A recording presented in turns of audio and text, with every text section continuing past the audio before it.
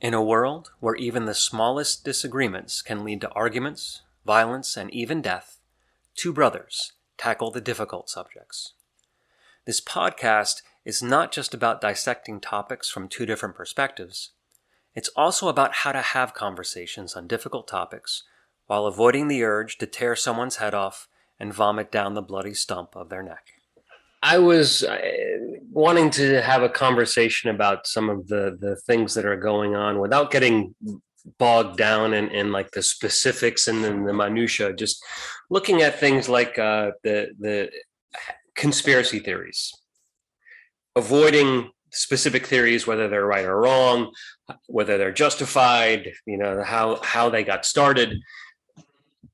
How is there something that I guess how they're impacting society, and is there anything that we can or should be doing about them? Okay. That basically, your understanding of how I'd frame the conversation. Yeah, I mean, it's an interesting one to think about. Some of them, not to delve into it, but the flat Earth, some of them are just so outlandish. You just wonder how they get there. But other ones, you know, I fully believe we landed on the moon, but I see why people have trouble with it. I mean, they make decent arguments. Mm-hmm. And I'll say something else. It's funny because I think sometimes as we look at what other people believe and we criticize and we vilify and everything else, but really, most people and ourselves included, we all make decisions more, or we think about things more emotionally than logically. And we have this idea in our own minds that the way we think about things is very logical and analytical. And I just take the data and I just look at the facts. Right. But really, probably a lot of what you and I do, and what a lot of what most other people do, is we have an emotional attachment to a certain idea or a certain way of thinking. And then, we hear a counter argument, and then we start racking our brain for arguments that are going to prove our point and disprove theirs, whether we have the data or not. And to some degree, that's wise, because it's not like, sometimes you'll bring up a point, or I'll bring up a point that you haven't thought of or that you hadn't prepared for. Well, you're not just going to concede because I have a bit of evidence that points in my direction or in my favor. You're going to think, well, I can't just take what he says at face value. I need to try to figure it out. And maybe you do. Maybe you come up with some sort of counter argument or some data at some point. So I don't know. It's a fine line, because on the one hand, you look at people that have these crazy beliefs, and you want to think, well, they're so dumb. But on the other hand, many times, most of us, we make decisions that aren't so much based on science or data or facts. It's more based on emotion. So I have some, I guess, sympathy for them to some degree. Not to say that I won't make fun of a flat earther or somebody else, or, but I mean, I don't know. Yeah, like, and then sometimes they even look for the evidence, and there's evidence out there, and you just have to. It's like how deep are you going to dig? Like, I mean, the moon landing. There's pictures from space that are clearly doctored, and then you say to yourself, well, they're doctored probably because it's hard to take pictures in space, and somebody in the public relations department at NASA decided, well, we got to get some pictures out there to show what we did, because we actually did it, and they had the best of intentions. But you can look back now and say, well, that's a doctored photo. Does that mean we didn't go to the moon? No, it doesn't mean that. But there's evidence, a lot of weird evidence out there. Am I making any sense with all that? Yeah, and you brought up two interesting examples: the flat Earth and the moon landing, because both of those, if you were to, or I'm sorry, the disbelief in the landing on the moon, they're interesting, amusing, but really in the scheme of the world, inconsequential.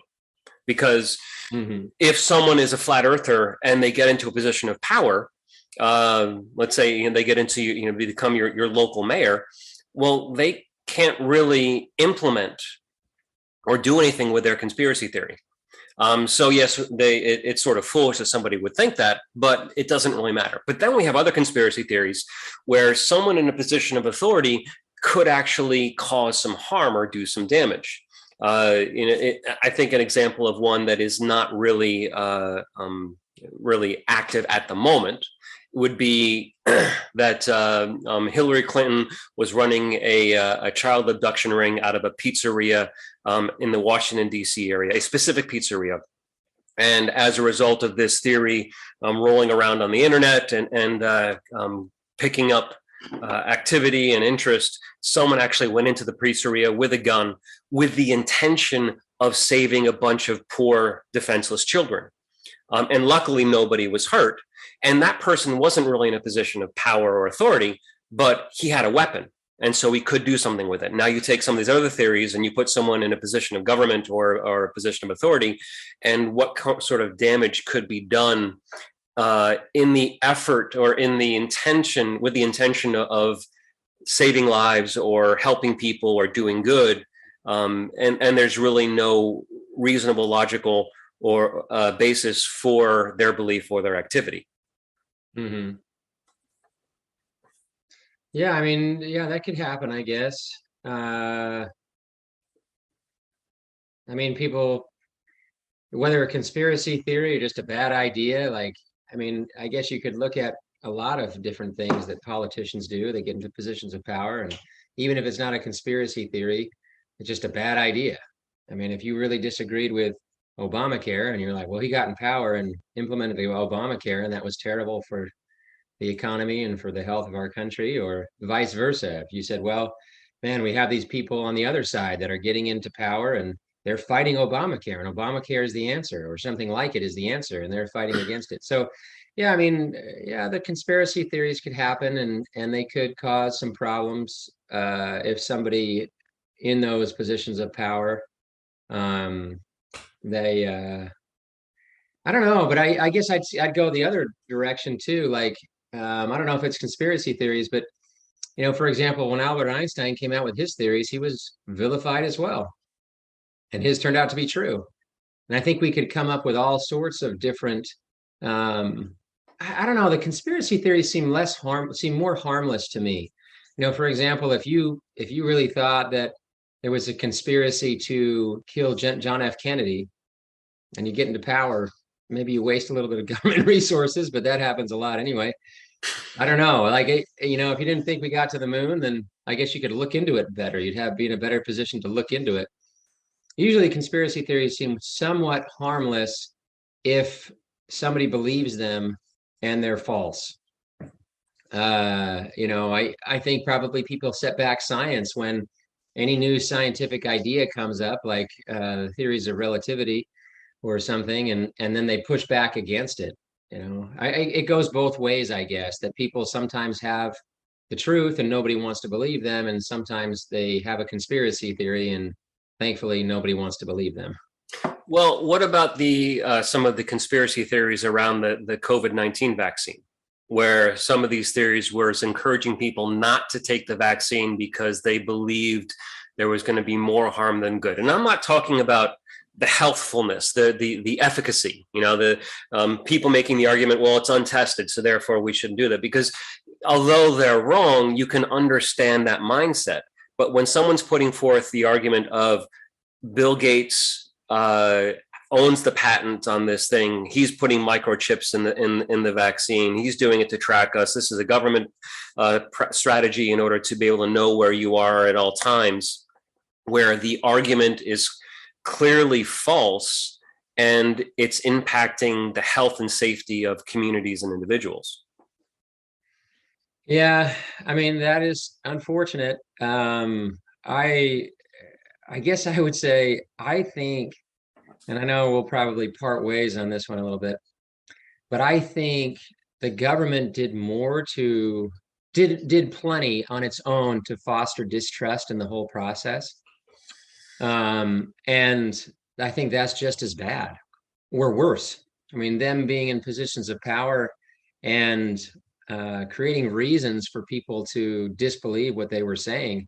it could have been pretty easy for them to, like, I think they should have accepted the fact that we were never going to vaccinate everybody. And we probably shouldn't. I don't think that, we had a discussion about vaccine mandates. It's fine if we don't. And frankly, like, you just can't. I mean, what percentage of Africa was fully vaxxed? What percentage of the world could we vaccinate? We could only take care of our people here. So forcing our people to do it was just not a good idea because it's not going to be effective anyway. So then we should just accept the fact that, like, let's just give people a reason to believe, all the reasons that we can to believe. We got to be straight up with people. We got to be honest with them and trust them a little bit, because if we don't, they're going to disbelieve. I that's another one where I kind of understand where they're coming from, the people that were concerned about it. Black people were concerned about it in some degree because of the Tuskegee experiments that they had years ago. There's a distrust that's out there, and they didn't really address it. And then they just ridiculed people who disagreed with them and then said, well, if you don't do it, we're going to force you because you're going to be hurting other people. I just didn't understand the whole idea behind it. I thought there was just as much harm done from anti-vaxxers as there was from the other side of people that were trying to force it on their fellow citizens. I hear you.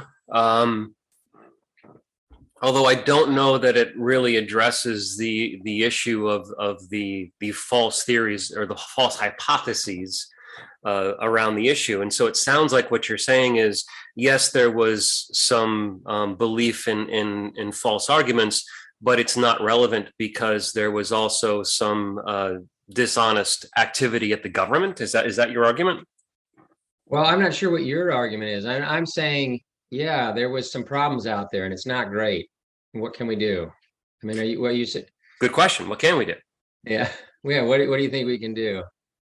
Well, what I said we could do, my idea was, if the government handled it better, there would have been less disbelief. I mean, little things like, and I know you don't want to get bogged down in the minutia, but for example, Fauci talked about early on, hey, masks are a waste of time. They don't work. And then he came out a couple of months later and said, oh, I just said that because I wanted there to be enough masks for the people I lied to you. I mean, that's what he said. I lied to you guys, and I put you guys at risk and told you that this wasn't a concern, even though it is a concern, because I wanted the masks to go to the healthcare workers. Now, if you're somebody who's a conspiracy theorist and you hear a government official who's leading the charge on all this stuff saying, yeah, I lied to you, and this stuff really isn't that important, this stuff really is important, but I told you it wasn't, what is that going to do to people's belief and faith in the government and in this whole process? So some people are going to, like, I was a little bit surprised when you said afterwards, like, well, yeah, he had to lie to us because some people would make poor choices. And the rest, there's a lot of people in this country that are not going to see it that way. And then they think, well, is this next one a lie? They're just trying to control us. They don't tell us the truth. So what could be done? Yeah, I think there's a lot, as I was saying all the way through, there's a lot that the government could have done to minimize these conspiracy theories if they would have been straight with us, if they would have handled it differently. But people looked at their responses and said, man, I don't agree with what they're doing. They gave them plenty of reason to disbelieve. Like if they came out and said, yeah, we're low on masks. We need you guys to be careful about this. We need you to, you probably got to shelter in place a little bit because we can't give you the masks. We don't have enough of them. There's a shortage and we really need them for the healthcare workers. I think that people would have responded well to that, but instead they lied and then admitted that they lied. Well, okay. So if we take an example, let's see, a little more recent, and with more dire circumstances, there's been a lot of conspiracy theories around the last election. And some of those conspiracy theories are being promoted by people within the government. And we don't know their motive, given their history and previous activity. It does appear that they believe that these conspiracy theories are accurate and true. Mm-hmm. And so we now have people that are in positions of authority and power that are acting based on these conspiracy theories, doing things like there was a sheriff recently in Wisconsin, I believe, that had taken a bunch of voting equipment because he was under the belief that it was being tampered with and interfered with.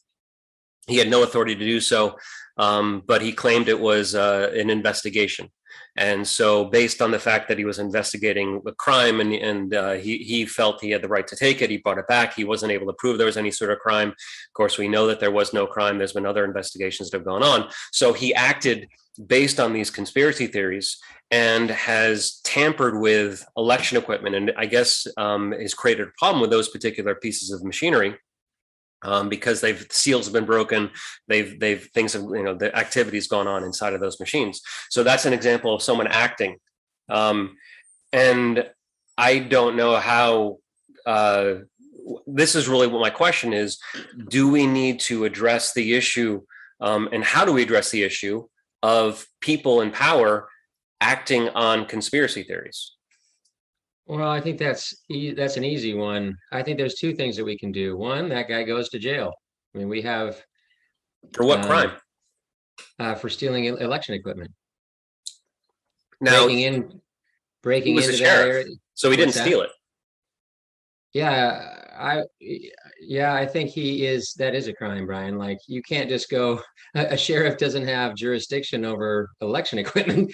It'd be like the sheriff, it's like saying, well, Richard Nixon was allowed to go into that hotel to look for stuff. Nope, you're the president, but that doesn't give you the right to break into other areas.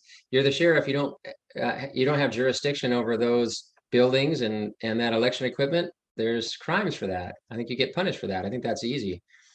And the next thing that we do is, I think it's a little bit like even your verbiage when you were talking about that.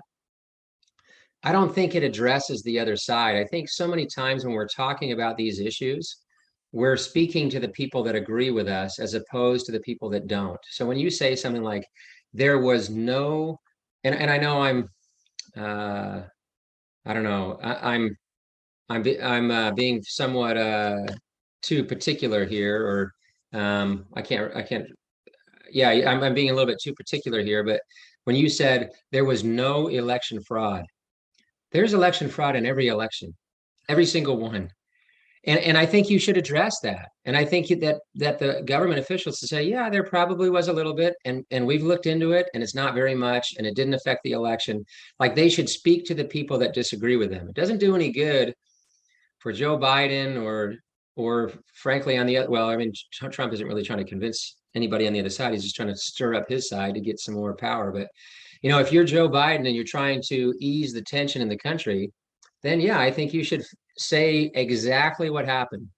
There was probably a very small amount of it. We've looked into it. Here's some investigations that we've done, and just kind of open the books for people and show them, yeah, we looked into it, and these are the Republicans that were involved, and these are the Democrats that were involved. I think those types of things are going to do much better. And I would say that the Republicans are just as bad as the Democrats on this issue. They're very one-sided, each of them. And it should be addressed in that way of, we should not be telling people there was no election fraud. There was, and it was so small and so minimal, and it was probably on both sides. And we can show some, and you even told me examples of, you sent me an example one time of a Republican operative or something that had stolen some votes or something like that. Like, that stuff happens. And we should just address it in that way. Very honest. Am I making sense with that? Yeah, you're right. I did paint it in too broad a strokes. There was no large scale election fraud. There was no fraud that occurred at the systemic level. There was, the people that are operating the elections, whether you're talking the election officials or the people that are running the machinery, there was no fraud at that level. I guess my concern with your solution or your addressing of the issue is that it's all after the fact solutions instead of getting ahead of it. So, it's sort of like, when you have a flood in your house, saying, well, now that the flood has happened, we need to go and clean things up, and we need to go and repair the equipment. Luckily, we have insurance, blah, blah, blah. But it doesn't address the issue that there could be a flood again.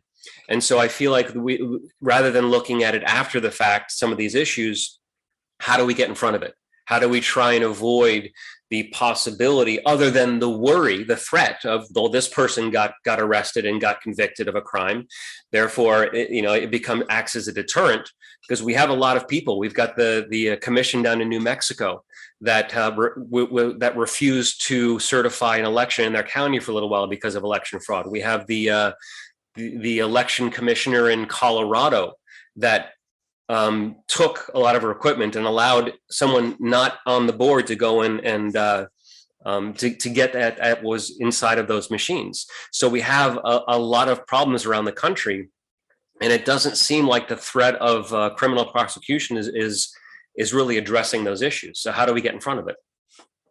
I mean, it's a good question. I wonder if you feel there was talk after the 2016 election that Trump and Russia had stolen the election. Do you find those claims more credible? Well, stolen is an interesting word. I would say that Russia had an impact on the election, in the same way that James Comey opening up the investigation of Hillary Clinton's emails 2 weeks before the election had an impact on the election. Did any one of those events on their own change the results from a Clinton victory to a Trump victory? No. Cumulatively, did they? It's probable. But individually, I'd say no, they didn't. So what should be done about that? What's your solution to that one? Like, how do we solve those problems from happening in the future and these other ones? Well, if we talk about the it's interesting that the James Comey situation of opening up the investigation has come back into the news the last couple of days, because they're looking at his I guess talking about an investigation and comparing it to Merrick Garland going into the search warrant onto Mar-a-Lago, into Trump's house, to try and get some of these classified documents, and they're comparing the two, and they're showing that the James Comey opening the investigation and talking publicly about it did have an impact on public opinion. And so they're saying this is an example of why the Department of Justice typically does not talk about what activity they're doing, what they're investigating, because it can have an impact. And that's why Merrick Garland was reluctant at first. And there's in the handbook that they have for the Department of Justice, it addresses that issue. You don't talk about it unless there's real extenuating circumstances as to why you should. So whether he was right or wrong is, something that really can be looked at. If you look at the Russia influence, it was primarily through social media, and it has been impacted. It has been addressed enough. I don't know. The whole social media question can be many conversations. In fact, you and I have had many conversations about social media, but that's really where the impact is happening. In terms of the government officials, what we're talking about here today, I don't know what the answer is. And that's part of the reason why I wanted to have the conversation. I didn't want to have the conversation because I want an opportunity to tell you my solutions. I don't know what they are, because there is a real conundrum where you want to give people the freedom to have their own opinions and to discuss or to the government shouldn't be in a position to try and tell people how to think. True. On the other hand, there should be maybe some laws in place that say when you are a government official, whether you're elected or chosen to be in that position, that you are under some sort of legal obligation to adhere to the rules and role of your position, something along those lines. Not that you don't have the freedom to allow your personal opinion and how things should go color your actions. Maybe, I don't know. I agreed more with the first part of that statement than the second. Unfortunately, I think the mechanisms that we have in place right now are sufficient, and it's a high standard, meaning you're allowed to say something that might later come out as untrue and not be criminally prosecuted for it. As long as you didn't, intention has a lot to do with it. And I think that's correct, because you can't prosecute people because you disagree with them, or because even if they've said something false, if it wasn't intentional, for the most part. I mean, I'm sure you can find instances where you could, but yeah, I think the mechanisms are fine. And if people if those politicians and those political leaders would just be straight up and spend more time speaking, I think the point I made earlier about speaking to the other side to some degree, as opposed to just riling up your own side or getting, people are just saying, how does that old song go? People essentially saying, hooray for our side. I think that would go a long way towards building trust in the institutions and in doing away with these conspiracy theories than anything else. We're not going to force people to believe what they should believe. It's difficult when you go to Twitter and these social media platforms, and we've talked about it, and they try to say, well, we're going to crack down on misinformation. And then sometimes they're wrong, or, I don't know, like what misinformation are we going to crack down on? Should we have cracked down on Albert Einstein when he was proposing his theories? Like, you just can't do that. Just because something goes against the narrative that we have right now, you can't force people to believe what you want them to believe. And you can't, I don't know, politicize truth or, force people to say the truth all the time. Some people are going to make mistakes, and sometimes you're going to be wrong, Well, you're right. You can't force people to believe or to think anything, but you can force people to act in a certain manner. I mean, that's the whole point of having laws, is that regardless of the speed you think you should drive, there's a speed limit placed on all the roads, and doesn't matter what you think, the law is the law. And so it seems to me that your solution, and I realize none of us really has an ultimate solution here, but your basic approach to the solution is that if people just acted morally and honorably, we wouldn't have a problem. And that's really the problem. I didn't say that. No, you didn't. You didn't say that, but that's sort of what you were saying, that if the politicians. That wasn't what I implied either. I was talking about the politicians. I wasn't saying being morally and honest. I said they need to speak to the other side, as opposed to, just as when you said it. No. Not in those words, but it's what I said. That's not morally and honest. I'm saying, are you saying that you were being immoral and dishonest when you made those comments earlier about that there's been no election fraud? No, it was I was speaking in broad strokes. Exactly. So that's more what we're talking about, not morally and honest, but speaking to the other side, being more accepting of differing opinions, being more understanding of why people might disagree with you, I think is what I'm talking about, not morality and honesty.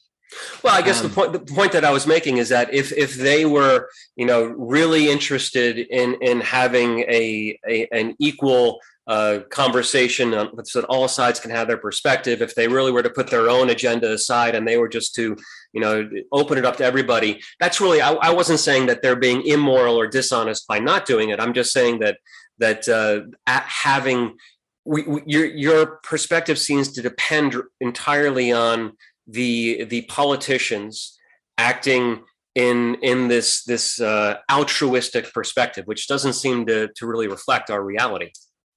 Okay, well, Brian, that's an interesting point for you to make, when all the time I'm telling you that that government officials won't act this way, and you're saying, no, we just need to elect our officials and they'll take our money and institute the laws and everything that we need. Like, I would agree with the idea that they're not going to act always altruistically, but if the conversation could change only slightly, even with people like you and me, if people would just say, people are going to disagree with me and I might not always be right. I mean, it's interesting when you talk with people about the science, you got to just follow the science. Well, the science, many times there's people in positions of scientific authority that disagree with each other. So I think in general, both from politicians and everybody else, we should stop talking about how certain we are of everything, and say, like, for example, here's my take on the moon landing, and hopefully this doesn't color me a conspiracy theorist or, I don't know, make me sound like a crazy person. All right. My main reason for believing that we went to the moon is not all like there's evidence out there that kind of is counter to the idea that we landed on the moon. There is evidence against it. But there's a tremendous amount of evidence for it that we went there. But my biggest reason for believing that we went is because think of the conspiracy that would have to be like not even Buzz Aldrin, who like wrestled in the WWF or whatever. Like not even he comes out and says, no, we didn't go there. You know, there's just too many people that would have to be on board with the conspiracy. Like, I don't know. Aside from that, like I can't say comprehensively that we definitely went because I haven't, looked at the evidence, or I haven't, I wasn't there. I don't know. I'm just taking the words of all these different people. And so when we say there's no way that it could be possible that we didn't land on the moon, we had to have landed on the moon. I've looked at all the evidence. There's no possible way that I could ever disagree with that idea. That's just false. Of course, I could be wrong. It just seems so unlikely that I would be. Too many people would have to be involved in that conspiracy. Am I making sense? Like we should be talking more like that than and when somebody comes to us with this belief in the moon landing, like we don't need to ridicule them. We don't need to like I get it. There's evidence out there and you can find it, but most of the evidence we can disprove. And whatever's left, like it's just too hard to believe it. That's more the idea that we, instead of trying to figure out ways to legislate or regulate people into agreeing with us, we should be more helping them to see how ridiculous it is that they do disagree. Does that make sense? It does. Okay, and so I'm gonna kind of summarize in the big picture of my issue with, and it's not just my concern with your perspective here, but my concern with many of your approaches to these bigger problems, which is that if we look at like the conspiracies within that some of the government officials have attempted to perpetrate, or that some of the people are trying to push on the government, you seem to say we're doing okay, we're fine. All that we've weathered all the problems. Some of these problems that have occurred. That. What's that? No, yeah, it never said we weathered all the problems. Well, to the degree that the country still exists. So what the checks and balances that we have in place, they seem to be working. There are some people that have put forth that if you look at the 2020 election, that there was one person that could have changed the entire outcome of that election, and that was Pence, and that it was his willingness to stand up to the crowd, the riot outside, and his willingness to stand up to Trump that kept that from happening. Because there's a lot of theories around, and some of Trump's lawyers were the ones that put forth some of these theories, is that all he had to do was bring to question the election. And then they had enough lawsuits that were already in the works and that were ready to go, and that they were going to use that uncertainty at the federal government level to go and basically grind to a halt the movement, the federal government moving forward into the next election cycle. Now, rightly or wrongly, we really don't know, but there's a lot of people, and I'm not just talking the Democrats that are screaming, "Oh, this is horrible! We need to go and stop this." There's a lot of commentators, a lot of people, a lot of lawyers that are very knowledgeable about constitutional law, about working with the DOJ, that have said, if that one thing had come out differently, if we hadn't had Mike Pence's willingness to stand up to those two different forces pushing against him, that we might not be where we are right now. And so you can say, well, we did all right. We had that one person, but all it would have taken was one small change to change everything. And so when you say we're okay, that by that equation, the only time you're going to say we're not okay is when everything is different and there's no going back and rebuilding from the ground up. And that's why one of my concerns with where we are right now is that we could be on the cusp of the devolution of this country, of everything falling apart, because there is such pressure to change the last election and to move forward in a different direction. So I'm going to give you the last say here, because we got about 5 minutes left. So you run with it. Do it. Say what you want. Okay. Well, yeah, I would say two things. I think the first one is I don't think we were that close to all of that. And I just find it very hard to believe that had Mike Pence gone a different direction, that the Democrats, that even most of the Republicans, or many of the Republicans, I would hope, would have rolled over and said, "Oh, okay, yeah, Trump's president."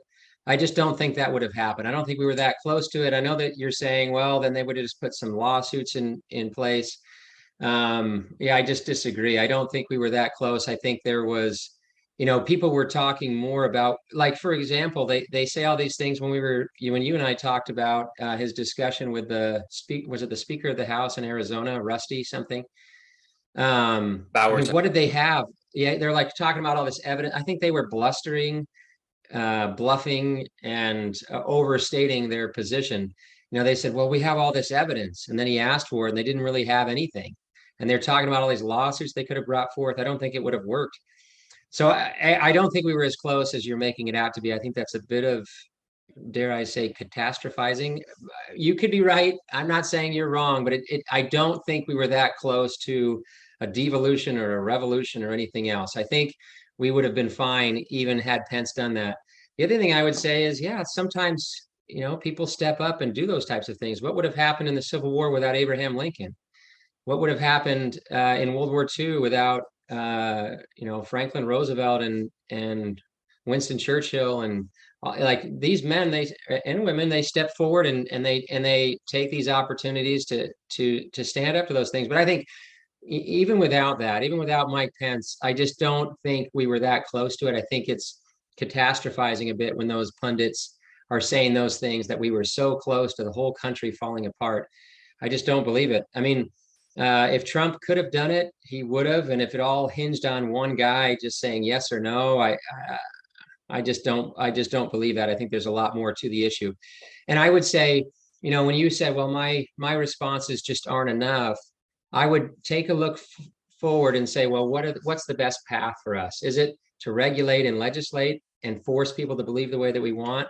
Or is it to start convincing people and kind of bringing people together? And I think the latter is the way that we should do it. That maybe sound naive, but that's my belief.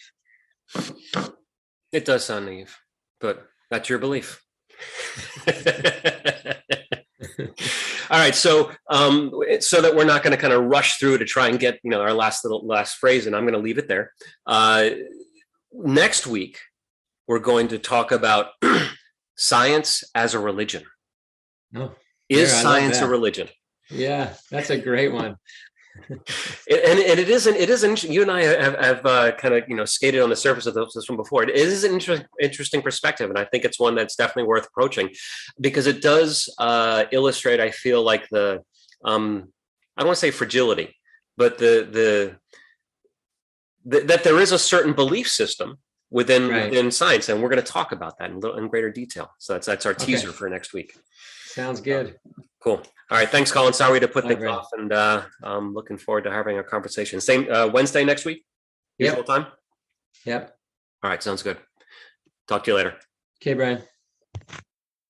We hope you learned something in this episode of Brother versus Brother, a podcast about difficult conversations. We also hope that you enjoyed it enough to subscribe to the podcast. You can help us by spreading the word.